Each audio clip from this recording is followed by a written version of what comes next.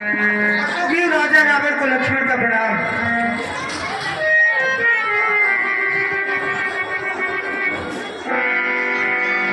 हे भ्राताश्री, क्या हुआ भैया लक्ष्मण?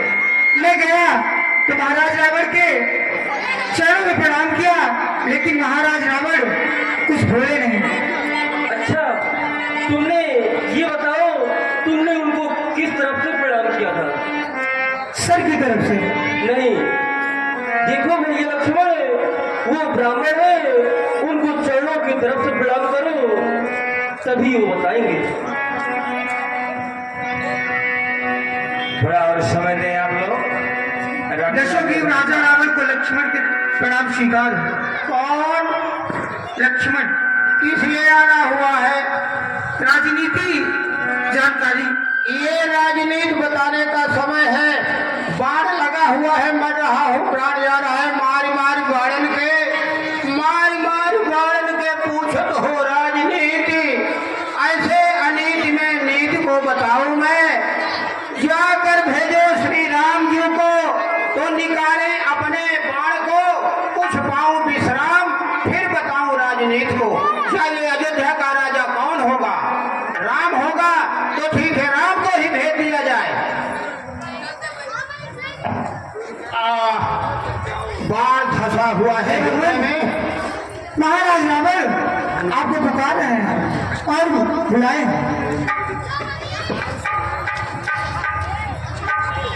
दसों गरीब राजा रावण के चरणों में राम का प्रणाम स्वीकार हो। आयुष्मान भव। कहो राम, किस लिए आना हुआ है? हे महाराज, हमें आपसे कुछ राजनीति सीखनी थी। ठीक है, यदि ऐसी बात है तो जिस समय आपने अंगद जी को दूत के रूप में भेजा था, उसी समय कहीं लक्ष्मण कुमार जी आए होते तो कुछ राजनीति के संबंध में अवश्य बताता, किंतु अब समय नहीं रह गया है। पहले आप 7 कदम पीछे हो जाइए।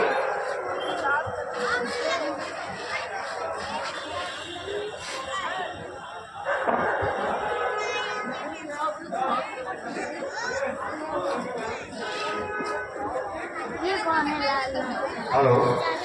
मन कितना भी कमजोर क्यों ना हो, मूर्छित पड़ा हो, एकाएक सामने जाकर और सिर को नहीं झुकाना था। अगर मेरे पास कोई गुप्त विस्फोटक यंत्र होता तो मैं अवश्य ही विस्फोट कर देता, आप भी मेरे साथ पहुंच जाते मेरे धाम को। इसलिए अब आइए, अब भय मत मानिए। अब हम बाण नहीं उठाएंगे। अब तो मैंने जो सोचा था, जो उद्देश्य बनाया था, आज उसी उद्देश्य की जो राह है वो प्रशस्त कर चुका हूँ। बैठिए, देखिए, हमारे पूर्वजों ने, बड़े बड़े महाकवियों ने कहा था कि काल करे सो आज कर और आज करे सो अब, पल में परलय होएगी, बहुल करेगा कब।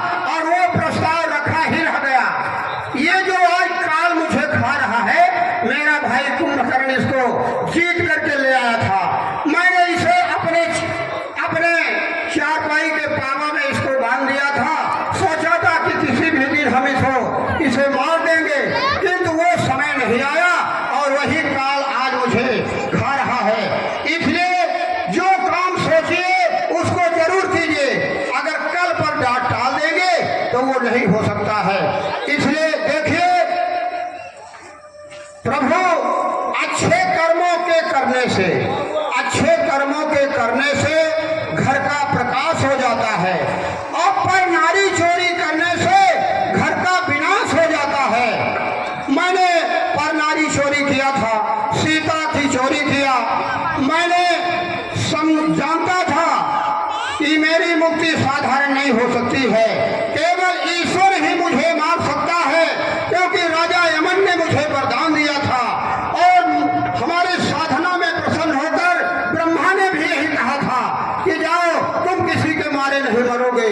तो मेरा वरदान तो नष्ट नहीं कर सकते थे, किंतु वो बड़े बड़े महापुरुषों का जो दिया हुआ श्राप है उसको हमें को ही भोगना पड़ेगा। इसलिए आज वही समय है। प्रभु देखिए, मैंने और भी सोचा था ये जो मौत का कारण बना ये केवल विभीषण के ही कारण हुआ। अगर कहीं विभीषण मेरे पास होता तो शायद ये समय देखने को नहीं मिलती। प्रभु इसलिए मैं ये भी जानता हूँ कि आपका प्रतिद्वंदी हमेशा रहूंगा। भारत के इतिहास में भी आपके बगल में मेरा नाम रहेगा और दुनिया, मैं बुराई का प्रतीक हूँ, मैं बुराई का प्रतीक हूँ, दुनिया का सबसे बुरा व्यक्ति मैं ही हूँ। इसलिए दुनिया के लोग रावण के नाम का पुतला धारण करते हैं, अर्थात बुराई को समाप्त करते हैं और सत्य पर अमल करते हैं। आज वही देखने को मिल रहा है। अब प्रभु, अब बोला नहीं जाता है। देखिए राजनीति जो आप पूछ रहे हैं, तो राजनीति 4 प्रकार की होती है, साम, दाम, दंड और विभेद। ये 4 राजनीतियों से ही सारे देश का संचालन होता है। अगर एक भी राजनीति को समाप्त कर दी जाए तो देश समाप्त हो जाएगा। इसलिए और राजाओं में भी दोष होता है, गुण होता है, दोष भी होता है। दोष यही है कि नष्ट क्रिया करते वही सेना शासन कोश, तो इसलिए आलस्य, नीतनास्तिकपन आदि आदि यही दोष है और 14 गुण भी होते हैं। मंत्री, खजांची, सेनापति, वेतनदाता, व्यापार सचिव, युवराज, पुरोहित, द्वारपाल, वन रक्षक, कारागार सचिव, न्यायी, रसैया, गुरु, वकील, नितराज, याज्ञा कहने वाला, दरोगा, वैद्य, महल वाली, देवही पर नित रहने वाला। मुझे मंदोदरी ने समझाया, मुझे मालवंत ने शिक्षा दिया, बड़े बड़े विद्वान हमारे देश के मुझे समझाए, किंतु असली बात तो मैं जानता था कि जब तक सीता मेरे पास रहेगी तभी मुक्ति मेरी संभव है। अगर सीता रामादल में चली जाएगी तो मैं मर नहीं सकता हूँ। बस इसीलिए मैं हट करके और सीता को नहीं दिया और आज मौत के रास्ते में पहुंच गया हूँ। इसलिए प्रभु बोला नहीं जाता है। ये आपका जो बाण लगा हुआ है तो हृदय में चुभा हुआ है। इसलिए ये बताइए, ये संग्राम हुआ, इसमें विजय किसकी हुई? इसमें तो विजय हमारी हुई। आपकी विजय हुई? अवश्य। कैसे विजय हो गई? क्योंकि हमने आपके कुल समेत आपका वध किया है। आपने हमारे राक्षस दल को, अपने लोग को भेज दिया तो आप विजयी हो गए, तो ठीक है। एक प्रश्न पूछता हूं प्रभु, अगर आपकी विजय है तो ठीक है, हमारे जियत हमारपुर, हमारे जियत हमारपुर, लखन न लखे खरार, आज तुम्हारे जियत तुम्हारपुर, हम जात प्रचार प्रचार।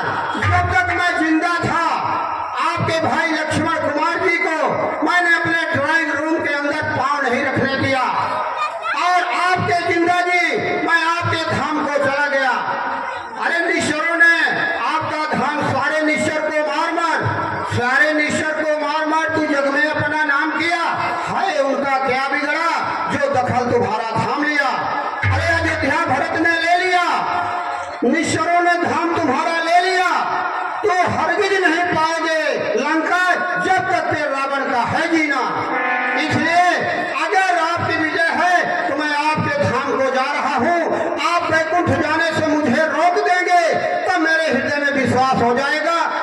आपकी विजय हुई? नहीं, इस प्रकार से तो विजय आपकी हुई। तो ठीक है प्रभु, अब बोला नहीं जाता है, अब आशीर्वाद दे। अब मैं आपके धाम को चलूंगा। जो पूर्वज ने जैसा वरदान दिया था उसी के अनुकूल अब हमके जाने दीजिए। ठीक है भगवान, अब मैं जाता हूँ आपके धाम के लिए। अंतिम प्रणाम इस नगरी को। अब मैं आयुध को चलता हूँ, और जिसको मेरे साथ में चलना है तो चलिए, आज बैकुंठ की रास्ता खुली हुई है। जय श्री राम, जय श्री राम।